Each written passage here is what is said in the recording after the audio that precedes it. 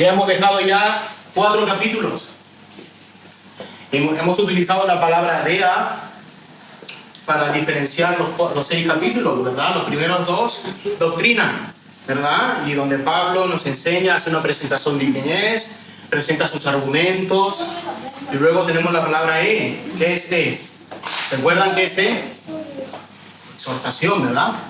Exhortación, está dándole palo a los gálatas y a los judaizantes. Capítulo 3, capítulo 4. Y ahora vamos a empezar el capítulo 5, aplicación, ¿verdad? Como la iglesia de Gálatas. Y nosotros debemos aplicar todo lo dicho antes por Pablo en estos 4 capítulos, ¿verdad? Pablo nos va a guiar, Dios nos va a guiar por medio de su palabra cómo aplicarlo, ¿verdad? Gálatas 5:1.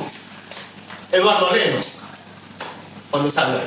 Estad pues firmes en la libertad con que Cristo nos hizo libres, y no estéis otra vez sujetos al yugo de esclavitud. Al yugo de esclavitud. Esa es la versión de Reina Valera. Hay otra versión de la Biblia de las Américas, que es esta de aquí, que dice para libertad. Empieza diferente, ¿verdad? Es la misma, no importa la posición que esté, pero empieza diferente. Dice para libertad fue que Cristo nos hizo libres. Por tanto, permaneced firmes y no os sometéis otra vez al yugo de la esclavitud. Esta vez yo voy a agarrar esta versión de la Biblia de las Américas para hacer mi bosquejo. ¿Por qué? Porque ya empieza con otra forma. Empieza primero con libertad, no con firmes. Así que vamos a hacer en mi bosquejo 3 puntos.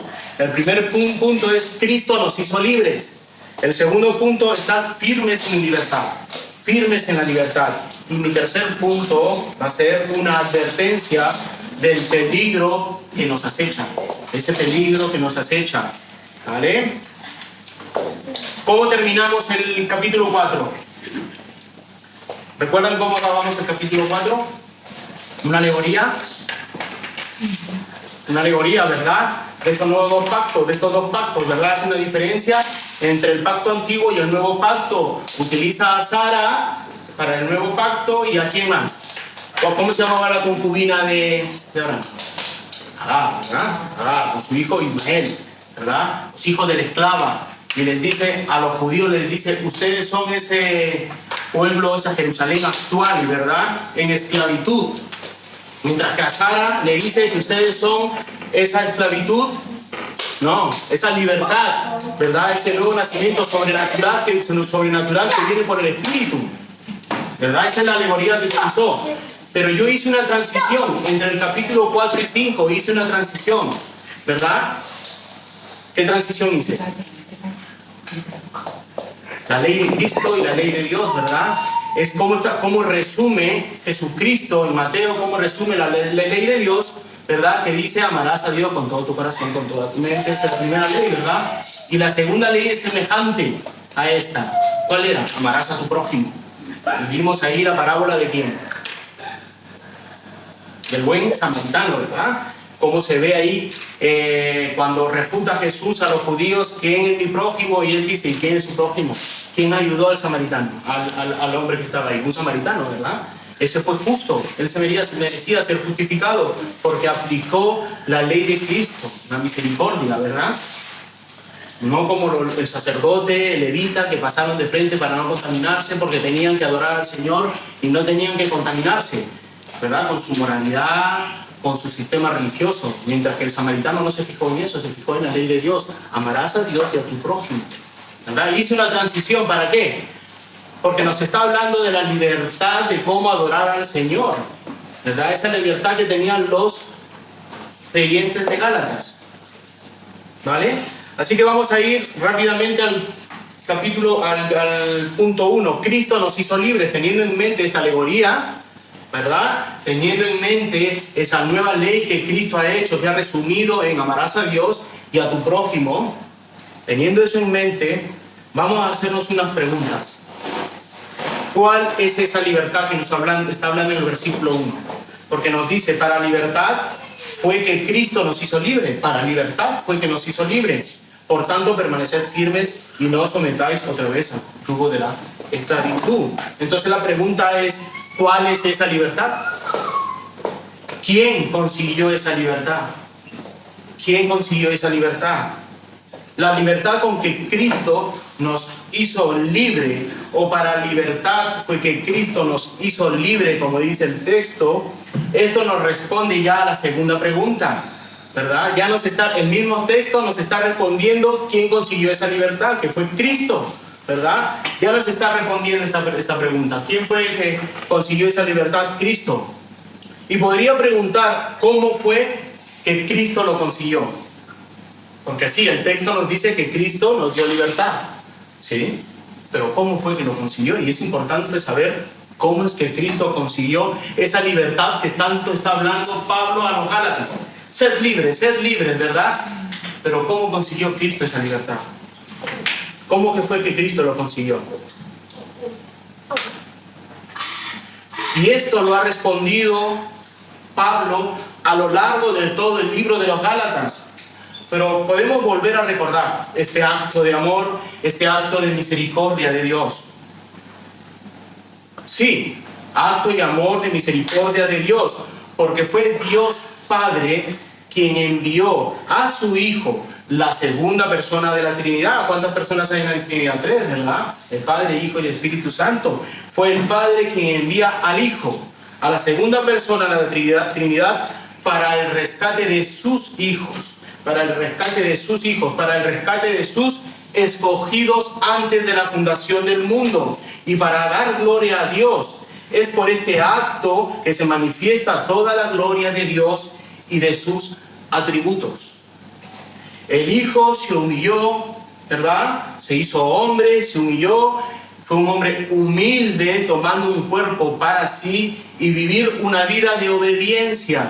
Una vida de obediencia hacia quién, hacia los hombres, no. Una vida de obediencia hacia el Padre y a la palabra del Padre.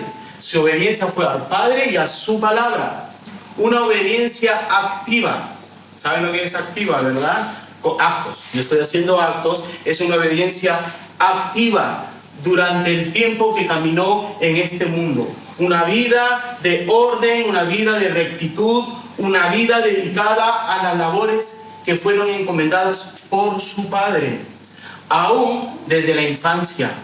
Si Jesucristo, el Hijo, la segunda persona de la Trinidad, obedeció al Padre, estoy en las cosas de mi Padre, le dijo a su madre desde la infancia, como no vosotros bastan estar ocupados en las cosas de vuestro Padre, y no las digo de Él, que les manda a hacer la cama, no, en las cosas de vuestro Padre, Dios, ¿verdad? Por eso yo en el estudio le decía, leed la Biblia, escudriñad la Biblia, aunque sean niños, aunque no la entiendan, para eso está papá para enseñarle, para eso está mamá para enseñarle. Pero Jesucristo vivió una activa de obediencia a la palabra desde la infancia, desde niños, desde su niñez.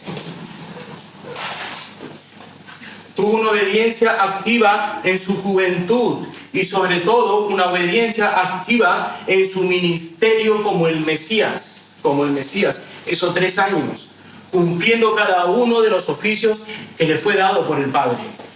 Pero también vivió una obediencia pasiva.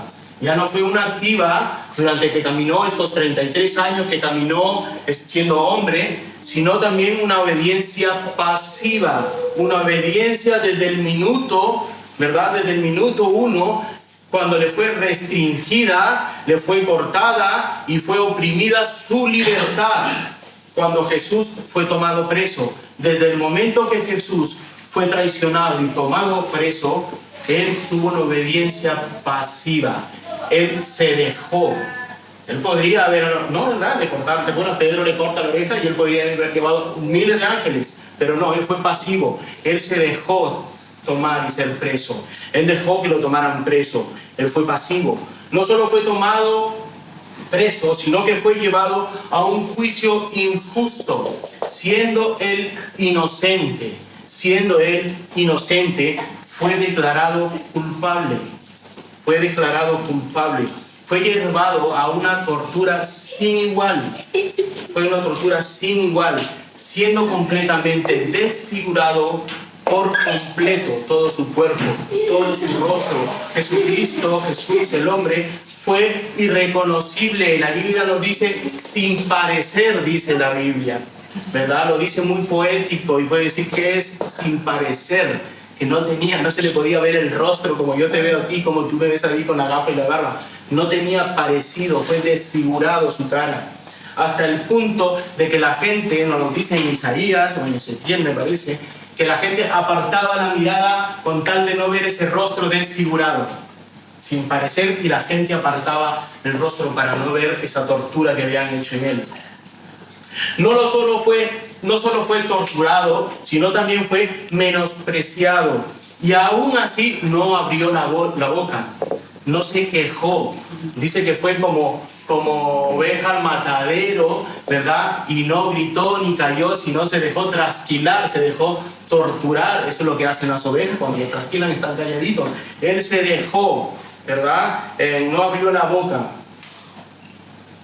No abrió ni la boca ni para quejarse por la situación injusta en la que estaba siendo sometido.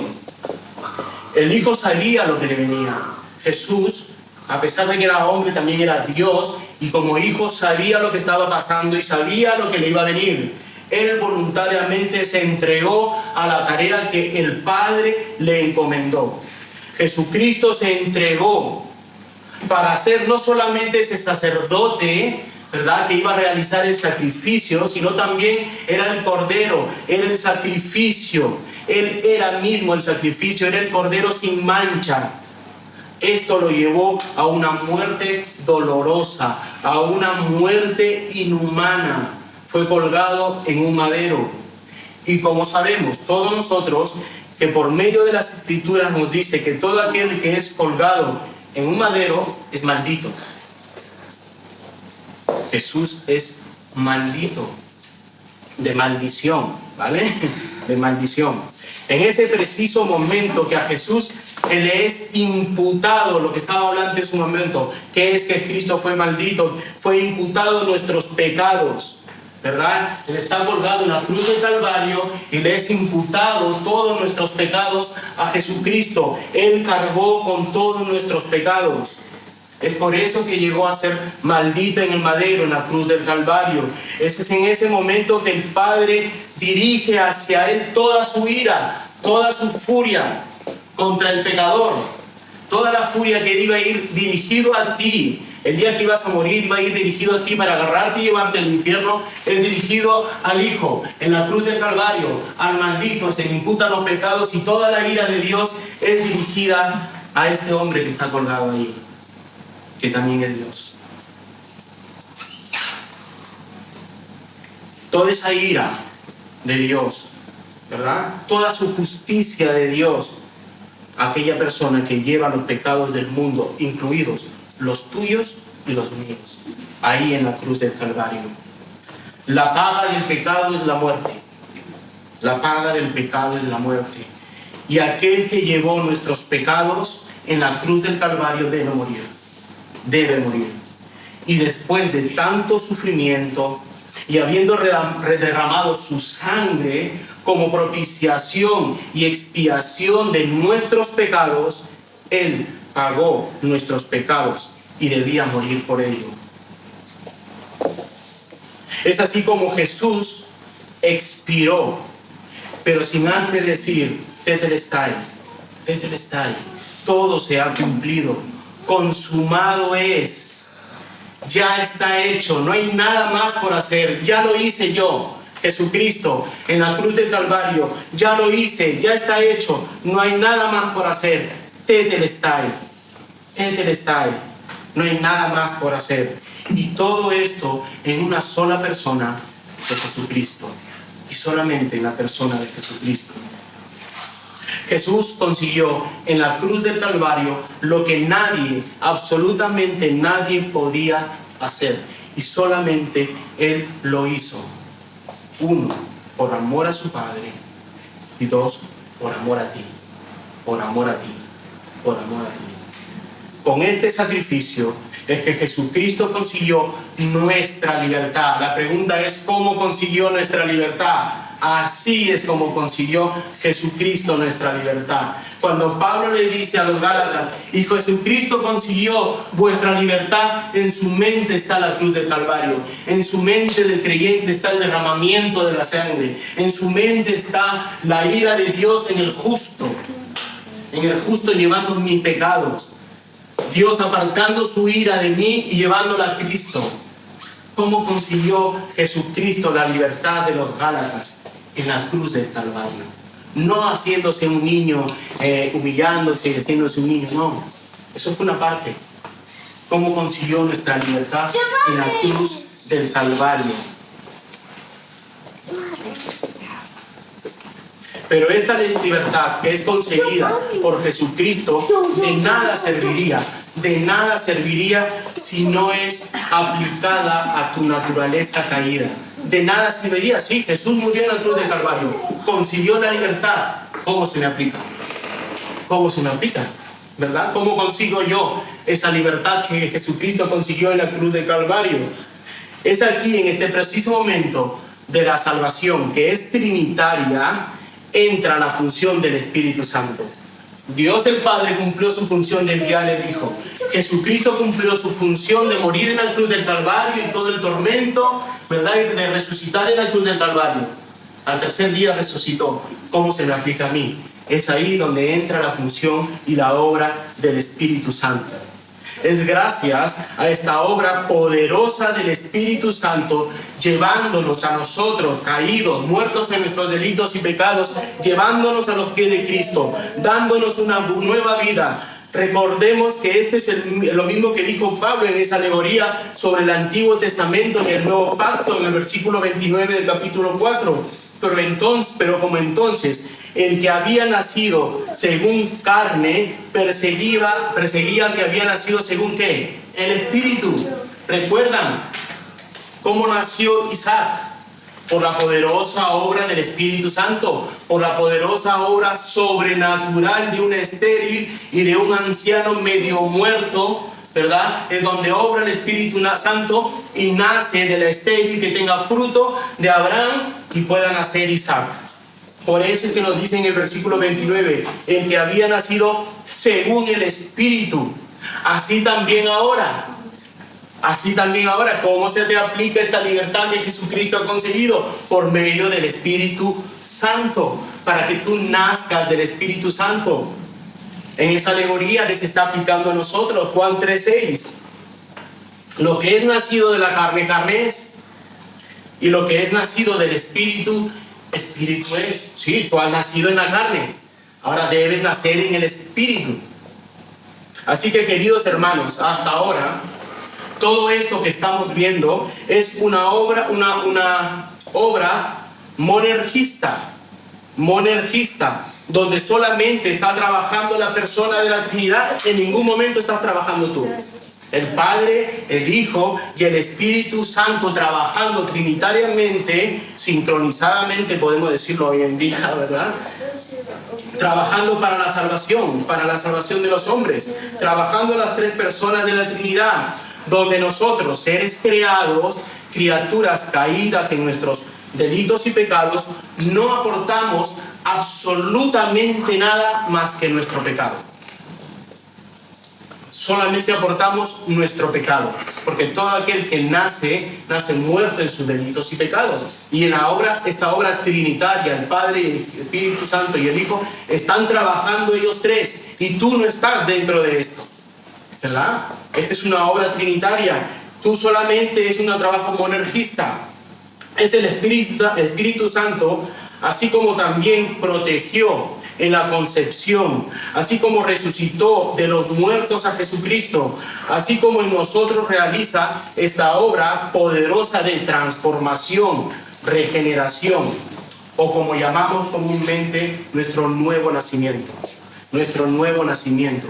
Es el Espíritu Santo quien aplica en nosotros los méritos conseguidos por Jesucristo en la cruz de Calvario a nosotros.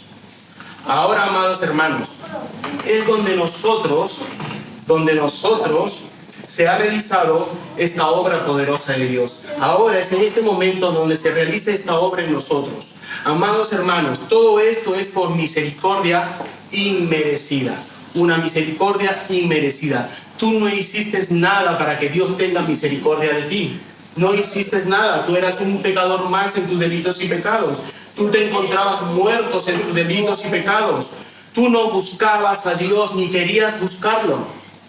Estabas en tu confort, en tu mundo, en la seducción y los placeres del mundo. Tú te encontrabas cuando Jesucristo te halló. Tú ibas de repente a la discoteca, de repente tú estabas metido en tu trabajo, de repente tu mundo era tu familia. Tú no buscabas a Dios, tú estabas preocupado en tus deleites, en tus placeres. Es más, de repente tú habías escuchado ya el mensaje del Evangelio, pero lo rechazaste. Y dijiste, estos locos, como suelen decir aquí, estos locos vienen a lavarme el cerebro. Pero escuchaste el Evangelio y tal vez rechazaste ese mensaje del Evangelio alguna vez en tu vida. Pero llegó ese día irresistible del mensaje. Fuiste atraído a los pies de Cristo y naciste de nuevo. Ahora eres una nueva naturaleza con un razonamiento transformado, un nuevo corazón y una nueva mente. Si antes tu mente estaba entenebrecida por causa del pecado, ahora tu razonamiento ha sido transformado por causa del Espíritu Santo.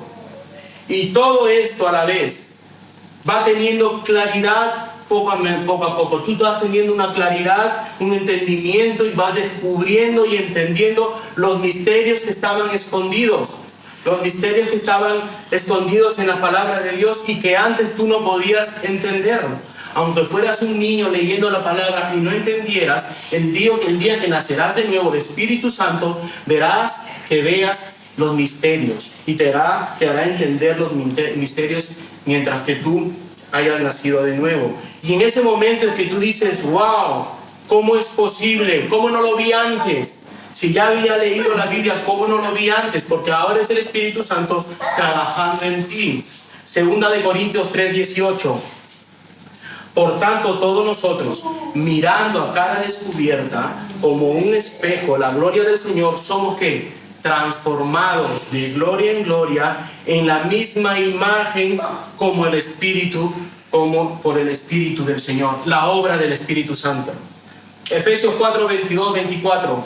En cuanto a la pasada manera de vivir, despojaos del viejo hombre, esa antigua naturaleza, que está viciado conforme a esos deseos engañosos que yo estaba diciendo, a esos placeres, y renovaos ¿en qué? En el espíritu de vuestra mente, y vestidos del nuevo hombre, creado según Dios en la justicia y en la santidad de la verdad. Ahora vemos al Padre trabajando.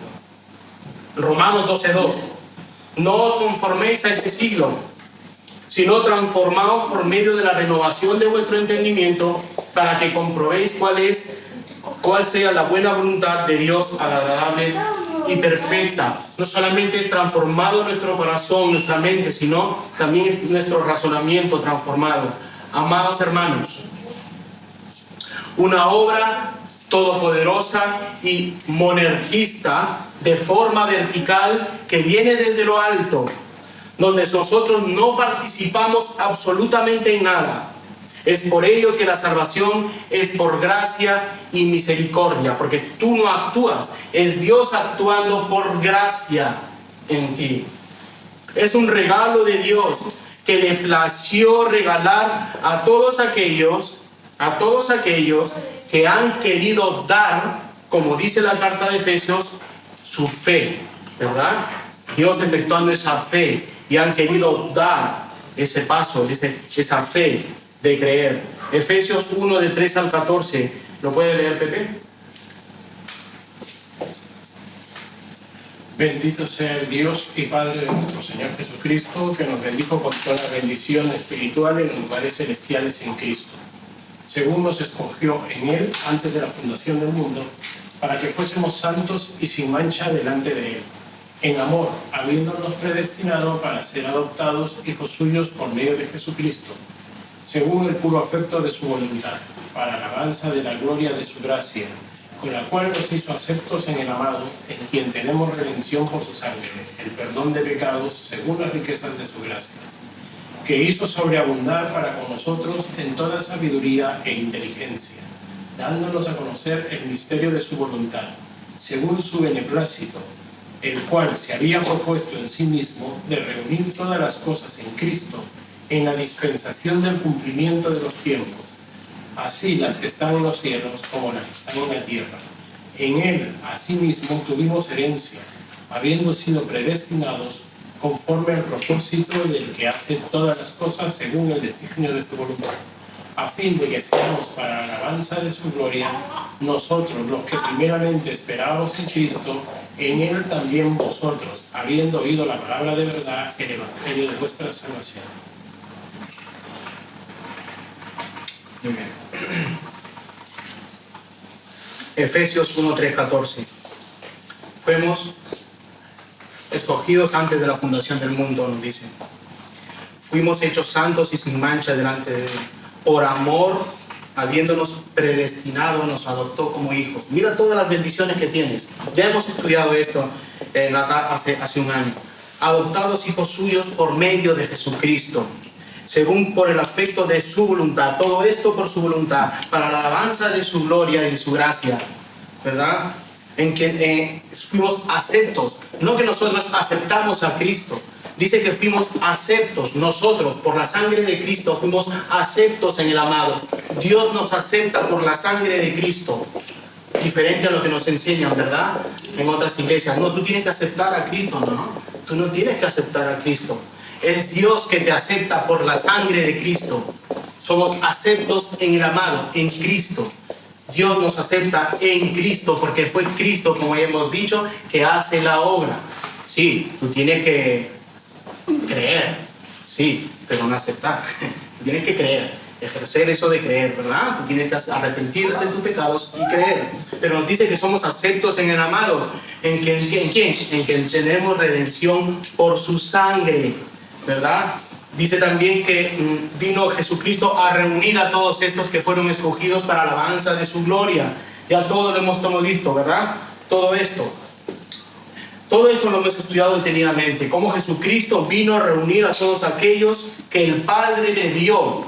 Y todo esto para la alabanza de su gloria. ¿Y por qué digo todo esto que el Padre le dio y no todo el mundo? Porque desde un principio nos dice, nos escogió antes de la fundación del mundo. Vino por todos aquellos que el Padre escogió antes de la fundación del mundo. Romanos 6:17. Teniendo en mente todo esto y que Jesucristo consiguió la libertad que necesitamos, debemos responder cuál es esa libertad. ¿Cuál es esa libertad? ¿Cuál es esa libertad? Si es verdad que Jesús nos libró de las garras del pecado, en la cruz del Calvario nos libró de las garras del pecado, de las consecuencias como la maldición de la muerte física e espiritual. Somos rescatados de la culpa del pecado. Somos rescatados de esa imputación que nos es dada en nuestra concepción. A todo ser humano se le declaró culpable del pecado de Adán. Y de generación en generación se nos ha imputado el pecado. No cargamos con el pecado, el acto, sino con la imputación. Recuerda que no hay pecado generacional, ¿verdad? Pero sí en Adán se nos imputa ese pecado y a toda su generación, ¿verdad? Es por eso que Cristo viene a morir, para librarnos de esa condenación, de esa culpa del pecado, de esa maldición del pecado que hay en cada uno de nosotros. Es por ello que Jesús con su sangre nos limpia de la culpa del pecado. Somos lavados en el sacrificio expiatorio por ese Cordero sin mancha. Nosotros que somos manchados por el pecado. Romanos 6:17-18 dice, pero por gracias a Dios, que aunque eras esclavos del pecado, habéis obedecido de corazón a aquella forma de doctrina a la cual fuisteis entregados, y libertados del pecado, vinisteis a ser siervos de la justicia. También somos libertados gracias a la obra sacrificial de Jesucristo en la cruz del Calvario. ¿De qué? De la conciencia, ya no de la culpa, sino de la conciencia que nos acusa. porque es tu conciencia. Desde el día que naces, tu conciencia te dice que eres un pecador. Nos libró de la conciencia que nos acusa del pecado. Hebreos 10, 22. Hebreos 10, 22. Acerquémonos con corazón sincero, en plena certidumbre de fe, purificados los corazones de la mala conciencia y lavados los cuerpos con agua pura. Mantengámonos firmes, sin fluctuar la profesión de nuestra esperanza, porque fiel es el que nos prometió. También somos liberados de la poderosa y santa gracia de Dios, del cual éramos sus enemigos. Nos liberó de ser enemigos de Dios, Romanos 5:10, porque si siendo enemigos fuimos reconciliados con Dios por la muerte del Hijo, mucho más estando reconciliados seremos salvos por su vida. Ya no somos enemigos de Dios. Pablo nos dice que antes éramos enemigos de Dios, ahora Jesús nos ha liberado de eso. Romanos 5:1, justificados pues por la fe, tenemos paz. Cuando hay un enemigo no hay paz, pero ahora tenemos paz para con Dios por medio de nuestro Señor Jesucristo. También fuimos liberados de la tiranía de Satanás, el cual era nuestro Dios y Padre, nos dice la palabra. Segunda de Timoteo 2:26, y escapen del lazo del diablo, en que están cautivos a voluntad de él. Estábamos cautivos en Satanás, ¿verdad? Y vino Jesús y subió la cautividad y nos liberó, recuerdan, ¿verdad? Efesios. Hebreos 2:14, así que por cuanto los hijos participaron de carne y sangre, él también participó de lo mismo, para destruir por medio de la muerte al que tenía el imperio de la muerte, esto es el diablo. De todo esto nos liberó Jesucristo en la cruz del Calvario. Ahora bien, gracias a toda la poderosa y sobrenatural obra de Jesucristo en la cruz del Calvario, y todos son méritos conseguidos por Jesucristo, el cuales son para nuestro beneficio y salvación, siendo liberados todos de estos males, y que en realidad en nuestras vidas están incluidas en este texto, en lo que hemos leído, de una forma más implícita, ya que son verdad en el contexto, y del texto nos indica que la libertad que está hablando Pablo no es todo lo que he dicho, de la culpa, de la conciencia, de Satanás. Sí, Jesucristo nos liberó de todo esto, pero ¿de qué nos liberó el texto? Dice, ¿cuál es el contexto del texto? La ley. Jesucristo nos liberó de la culpa del pecado, nos liberó de esa conciencia de pecado, nos liberó de las garras de Satanás, pero Pablo nos dice en el contexto que nos liberó de la ley, una ley que nos tenía cautivos, una ley que fue impuesta por causa de nuestras transgresiones. Esta ley llegó a esclavizarnos a él, llegó a ser nuestra nodriza, la cual cumple su propósito de ¿qué? De cuidarnos, de protegernos, de guiarnos al camino para enseñarnos la obediencia y la santidad por causa de nuestra naturaleza caída. Nuestra naturaleza caída nos hace desobedecer. Entonces Dios pone esa ley, ¿verdad? Para que nosotros cumplamos esa ley y seamos santos, santos en obediencia, para guiarnos en ese camino de obediencia, en ese camino de santidad. Pero por causa de tu naturaleza caída, no podíamos cumplir. Nos guía al cumplimiento, nos guía a esa verdadera persona que va a cumplir esa ley, que es Jesucristo. Jesús es el cumplimiento de la promesa. ¿Recuerdan que es un pacto? ¿Recuerdan un pacto? Un compromiso divinamente sancionado. El pacto está dividido por dos elementos, la promesa y la ley. Jesucristo cumple la ley y Jesucristo es el cumplimiento de esa promesa de Dios, ¿verdad? Que van paralelamente. Jesucristo cumple la ley y Jesucristo cumple esa promesa dada por Dios. Esta ley que era incapaz de salvar, esta ley que no se pudo realizar por nadie, nadie pudo cumplirla, Dios lo logró a través de Cristo Jesús. El ser humano no ha estado esforzándose nunca para cumplir esta ley. Nunca ha podido cumplir esta ley. Y cuando lo ha cumplido no ha sido para salvación, sino para obediencia. No puedes salvarte por medio de la ley, ni por tus propias fuerzas, ni por tus propios méritos. Cuando la ley, su propósito de la ley no era salvar. Pero ahora, por la gracia de Dios, se ha vuelto a Cristo y a la salvación que hay en Él. Lo que hace Jesús, amados hermanos, es tomar la ley.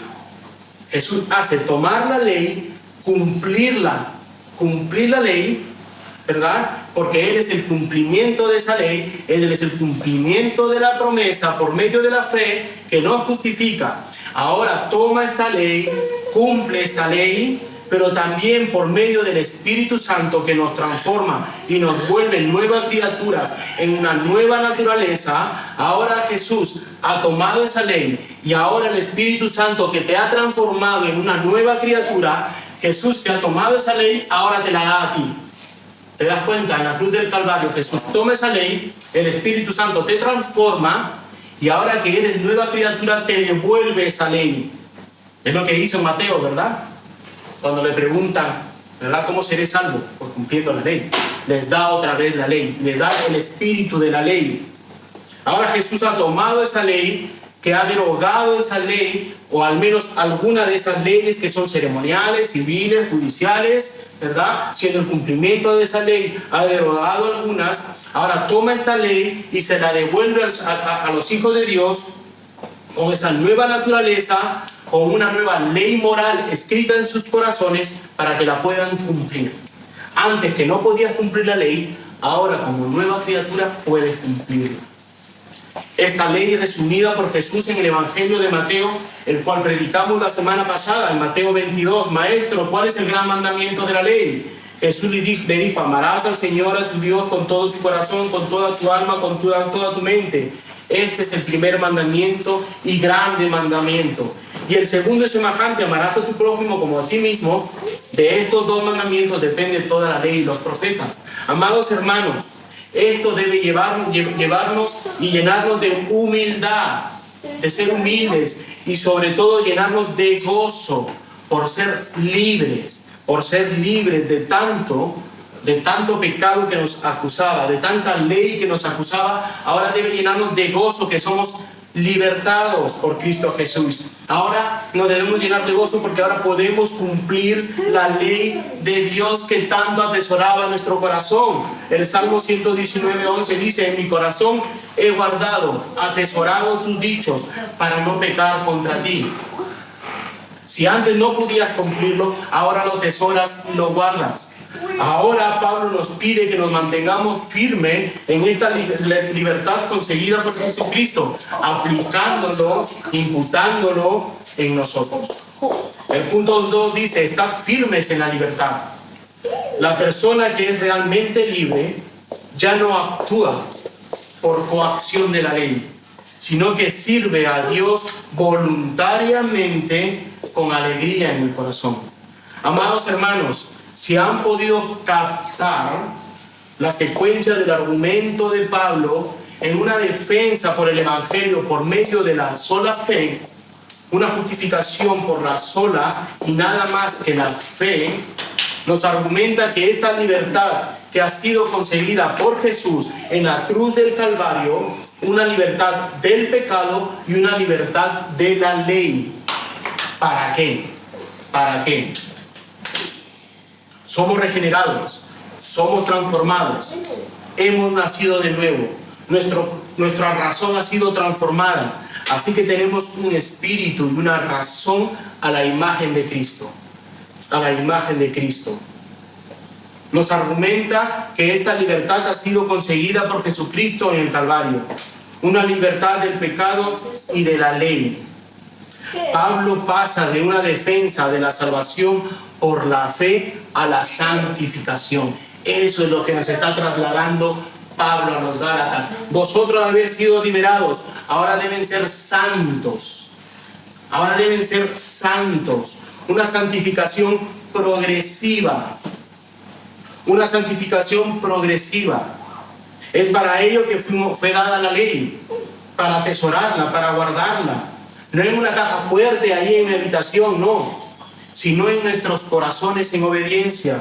Es ahora, por fin, que el hombre colabora con Dios. Si antes dije que en la Trinidad, en la salvación, solamente era el Padre, el Hijo y el Espíritu Santo, y tú no podías hacer nada, ¿verdad? Por la causa del pecado, ahora sí puedes colaborar con Dios. Ahora sí el hombre actúa y trabaja con Dios. ¿En qué? En tu santificación. Para eso, para que tú puedas colaborar con Dios, Cristo primero tenía que morir en la cruz, liberarte de la ley, para dártela nuevamente, pero ahora siendo una nueva criatura, para que tú puedas vivir en santificación. Ahora el hombre regenerado, ahora el hombre nacido de nuevo va a obedecer esta ley en santificación, pero con ayuda del Espíritu Santo. Va a colaborar con el Espíritu Santo. Nosotros obedeciendo en cumplir la ley de Dios, en cumplir su palabra, por medio del Espíritu Santo, guiándonos el Espíritu Santo, preservándonos el Espíritu Santo en esta carrera de la fe que llama Pablo.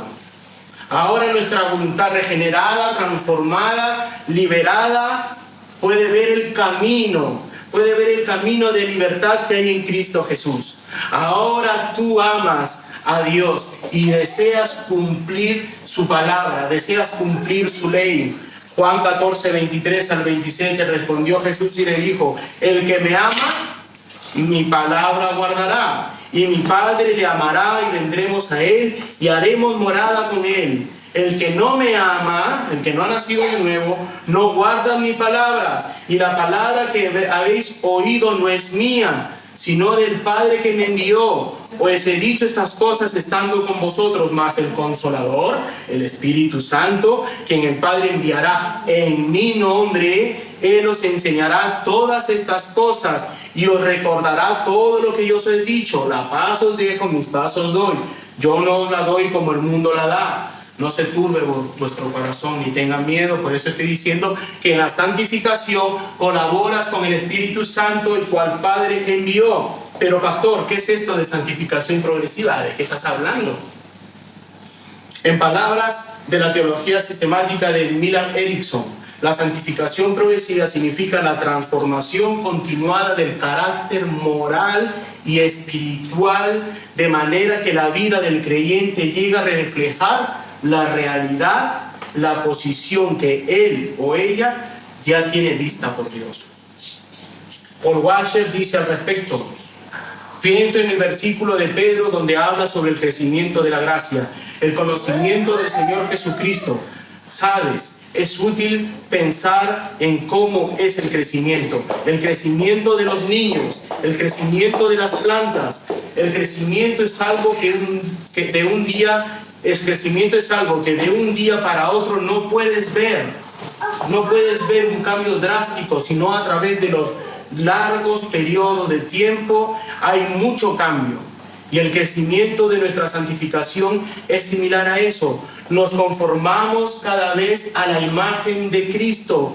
Tenemos nuestras mentes renovadas, como lo dice Romanos 12. Comenzamos a pensar más conforme a la mente del Señor.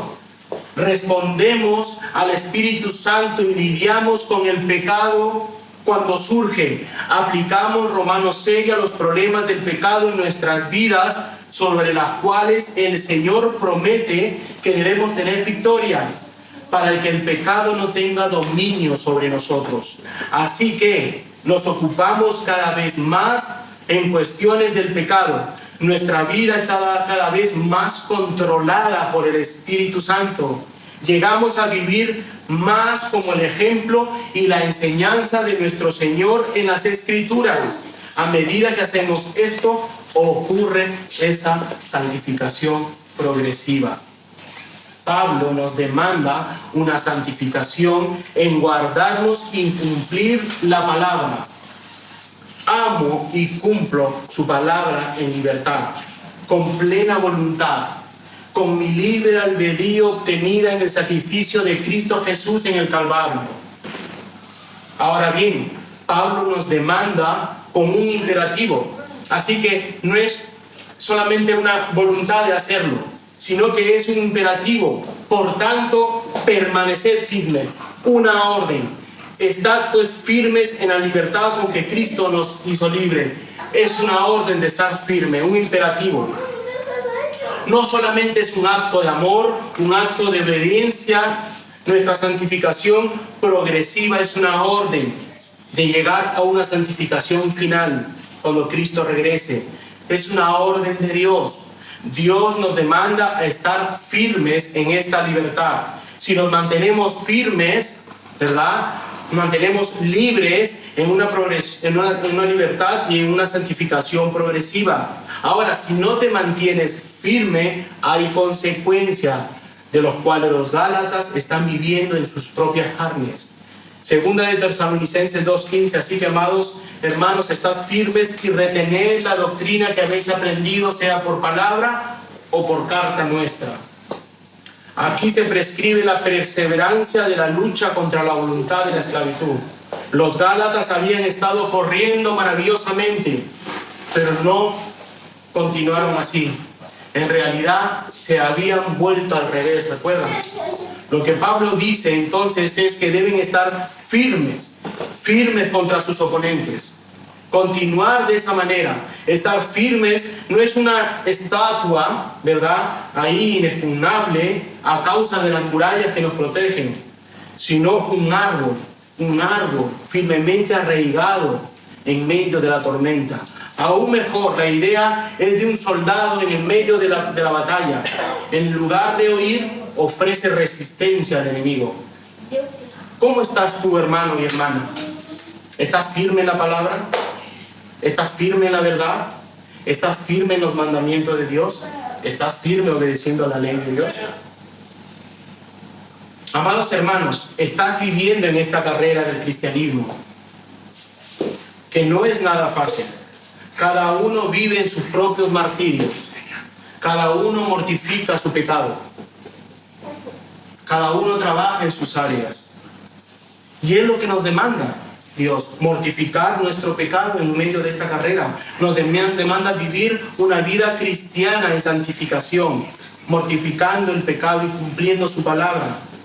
Ya Jesús nos advirtió esta dificultad en 2 de Timoteo 3:10. Pero tú has seguido mi doctrina, conducta, propósito, fe, longanimidad, amor, paciencia, persecuciones. No solamente es amor, como te lo predican, no, persecuciones, padecimientos. ¿Estás viviendo una aflicción? ¿Estás viviendo un problema que te agobia, que no te deja vivir?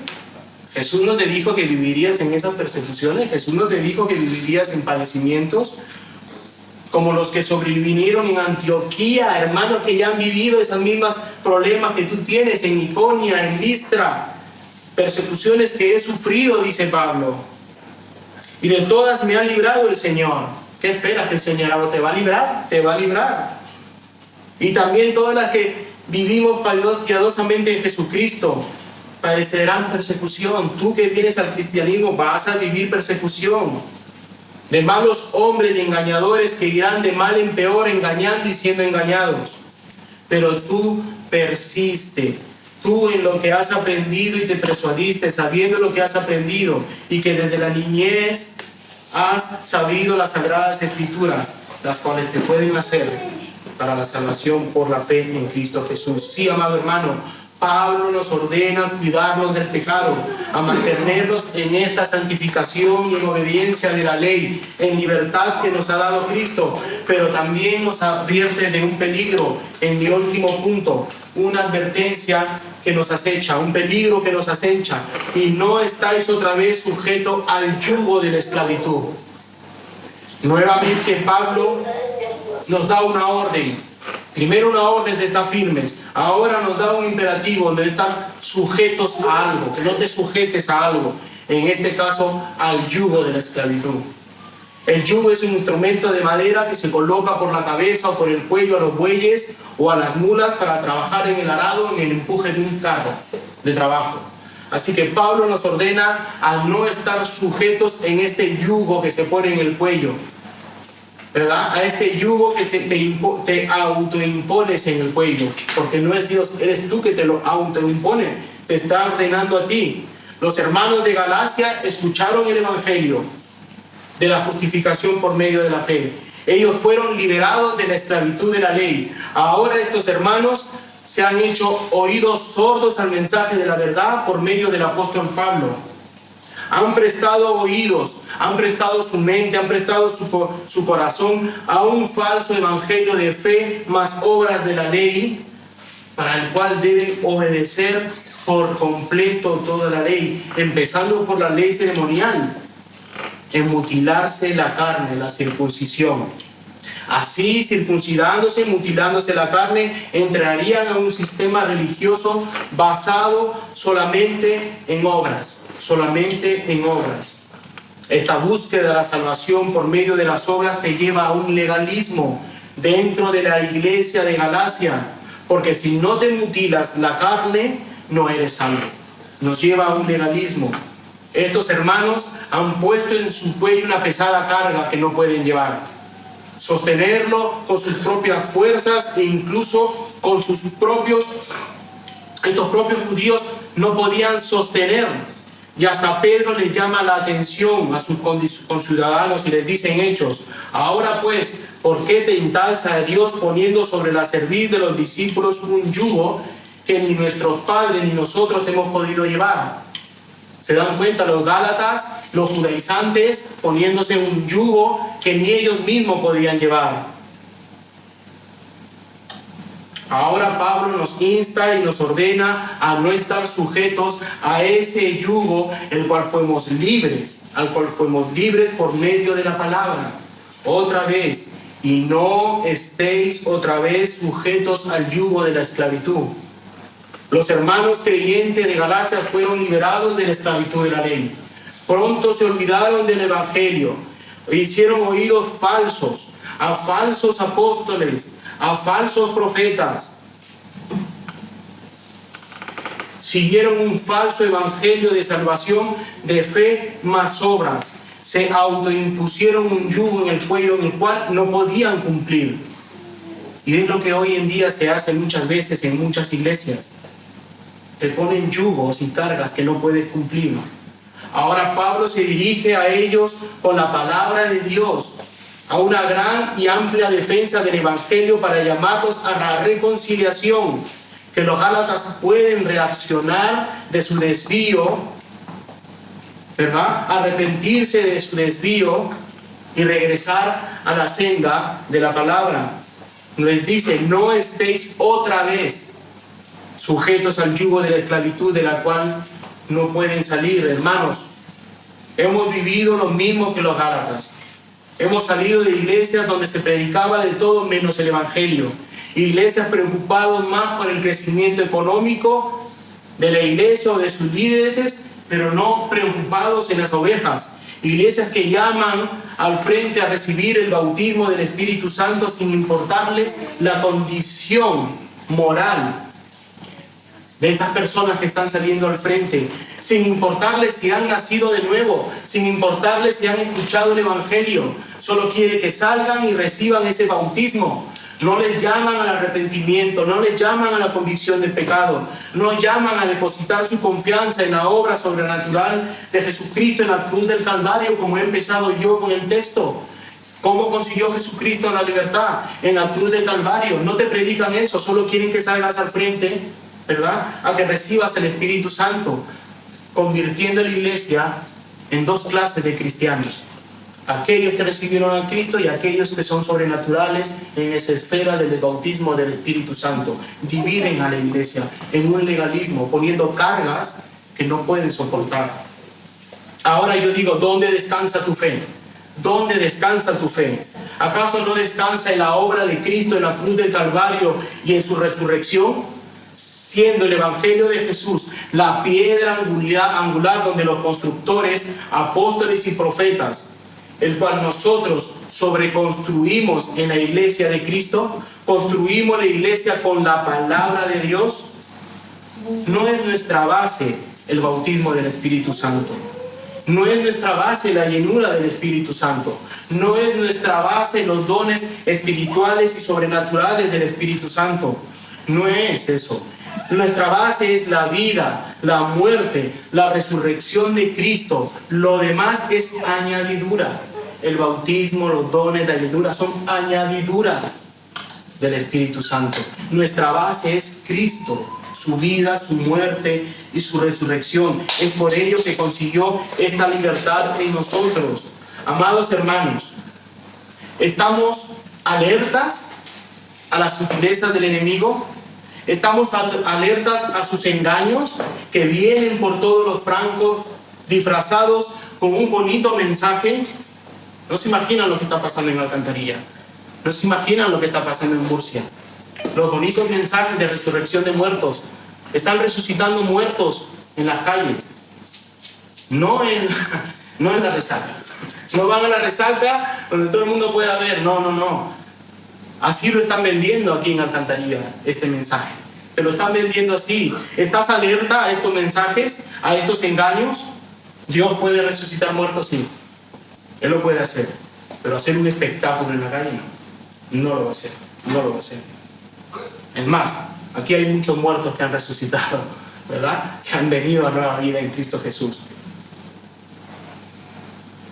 ¿Estás atento a estos mensajes bonitos? A esta bonita doctrina como te la pintan, que en muchos de los casos es verdadero, porque predican a Cristo sutilmente. Pero hermanos, un mensaje con un poco de veneno no es el mensaje. No es el mensaje. Es un mensaje contaminado. Es un mensaje contaminado que mata. Como iglesia estamos anclados y cimentados en el Evangelio de Jesucristo. Es nuestra obligación, dice Pablo, de estar firmes y alertas, estar preparados para no ponernos ese yugo de la esclavitud de la ley, pero también estar alertas de no apartarnos de la palabra de Dios, de no caer en un libertinaje. Sí, si hay iglesias que te ponen peso sobre ti, en un legalismo, hay iglesias que te liberan de la ley, que te liberan de la palabra, y puedes hacer lo que quieras. Pueden casarse entre hombres, pueden casarse entre mujeres. Puede ser un pastor homosexual y predicar. Se ha llegado al libertinaje. Todo lo contrario de estar alertas, ¿verdad? Todo lo contrario. Amado hermano, ¿estás alerta de caer en un libertinaje? Bebamos, comamos, que mañana moriremos. Amado hermano, amada hermana, es tu obligación cuidarte tú del enemigo. Pablo te demanda, Pablo te ordena, Dios te ordena estar firme. Es tu obligación cuidarte del enemigo. Debes estar anclado y preparado en la palabra para esto. Debes estar lleno del Espíritu Santo. Debes utilizar los medios de gracias que Dios ha puesto, como su palabra, la oración y la comunión de los hermanos. Pero también es tu obligación de cuidar tu iglesia, la iglesia local. Es tu obligación cuidar la iglesia de aquellos falsos apóstoles, de aquellos falsos profetas, de aquellos falsos pastores que se introducen para desviar a estos indefensos hermanos. Porque tienen, dice Pablo, celos de vosotros. ¿Recuerdan? Tienen celos de vosotros. Quieren ese celo para ellos mismos. Intentan subir al púlpito y darse gloria a ellos mismos. Hacerse fama apartándote del Evangelio. Pero también es vuestra obligación de cuidar a vuestros hermanos. Pablo te ordena cuidarte. Pablo ordena cuidar a la iglesia. Pero Pablo también ordena, y Dios ordena, cuidar a tu hermano. No digo a tu hijo, ni a tu padre, ni a tu madre, ni a tu amigo. Cuidar a tu hermano. Cuando entras a esta iglesia, tu hijo es tu hermano en Cristo Jesús. Tu esposa, tu esposo es tu hermano y tu hermana en Cristo Jesús. Pablo te obliga a cuidar de vuestros hermanos pequeños en la fe. Y tú puedes decir, yo ya no soy un pequeño en la fe, yo ya dejé de ser un neófito, tengo 24 años en la iglesia, tengo 34, tengo 10 años en la iglesia. Oh no, ten cuidado de eso, de decir eso, porque la palabra dice en 1 Corintios 10:12, así que el que piensa estar firme, mire que no caiga. Cuídate de no caer, de estar firme. Cuida a tu iglesia. Cuida a tu hermano, cuídate tú.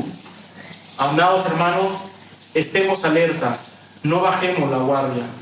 Estemos siempre alerta, mirando a no caer. Amado hermano, sujétate a esa libertad que ya tienes por gracia, por misericordia. Esa libertad que tú no hiciste nada por conseguir, pero que sí te fue dada por la obra de Cristo en la cruz del Calvario. Y te lo digo con amor, te lo digo con misericordia. Y lo único que podemos hacer es dar gloria a Dios por esa libertad en Cristo Jesús. A Dios sea la gloria, que Cristo regrese pronto. Amén. Vamos a orar. Hola, gracias por ver este sermón. Suscríbete a nuestro canal y compártelo para que te sea de bendición y para los demás. Que Dios te bendiga.